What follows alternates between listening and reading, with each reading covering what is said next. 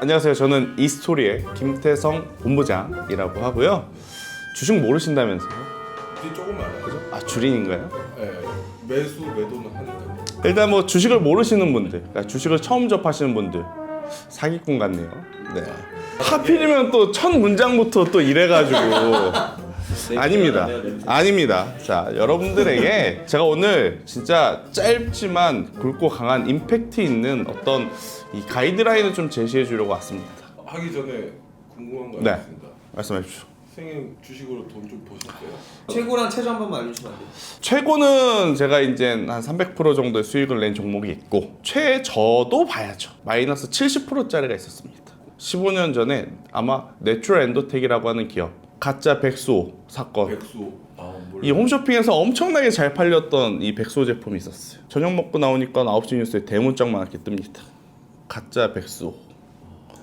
그 다음부터 이제 점하 주문을 내도 팔리지가 않아요. 네, 그때 당시엔 거기다 마이너스 30%가 아니라 마이너스 15% 플러스 15% 상한가였을 때였는데 팔리지 않았습니다.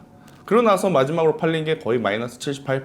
그런 마이너스 거 누가 사요? 그 맨 밑바닥에 있는 거? 투자자들의 심리를 이용한 겁니다. 아, 이 정도 빠졌는데 설마 더 빠지겠어?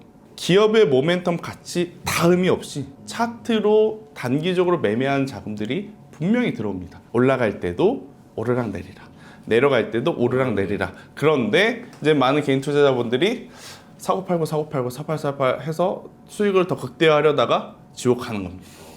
그래서 오늘 저희 네. 뭐 알려주시려고요?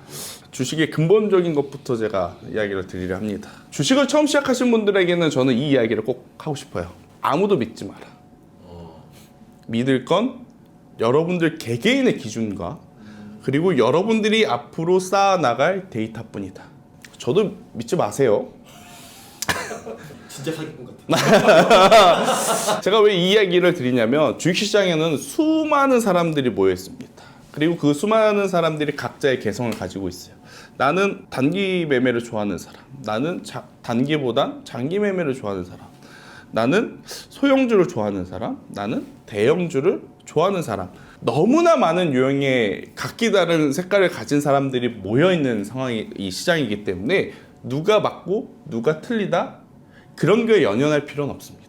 그런데 제가 만나는 대다수의 분들은 뭐냐면 자기의 이상향, 나는 이런 매매를 선호하고 이런 매매를 하고 싶어. 그런데 현실적으로는 그게 뒷받침되지 않음에도 불구하고 그런 전략을 짜고 시행을 하다 보니 그 사이에서 오는 괴리감이 굉장히 클 수밖에 없다. 그러니까 주식시장에서 종목을 사고 팔고 하기 이전에 각자 여러분들이 처한 상황에서 나에게 맞는 최선의 매매 전략은 무엇인가, 그 부분을 다시 한번 돌이켜 봐야 됩니다. 제가 왜 아무도 믿지 말아라고 이야기를 했냐, 두 번째 포인트는 우리나라 주식시장은 어떤 뉴스든지 귀에 걸면 귀걸이, 코에 걸면 코고래입니다. 우리나라 국내 시장은 주식이 오르면 오르는 이유를 가져다 붙이고 내리면 거기에 또 맞는 이유를 가져다 붙이기 마련입니다. 꿈보다 해몽이네요. 그렇죠. 그렇기 때문에 아무도 믿지 마라. 대신 여러분들 스스로 기준이 생겼다면 그 기준대로 데이터를 쌓아가는 게 주식시장에서 가장 오래 살아남을 수 있는 방법 중에 하나다. 그래서 제가 오늘 정말 쉽게 하나 여러분들에게 원포인트 레슨을 드리려 합니다. 자, 시가총액 뭘까요? 맨 처음에 선생님 그 가격- 기업의 총 그 돈 재산? 발행된 주식에 곱하기 현재 똑똑해. 자, 시가총액이랑 그 기업의 총 규모, 기업의 가치라고 보면 됩니다.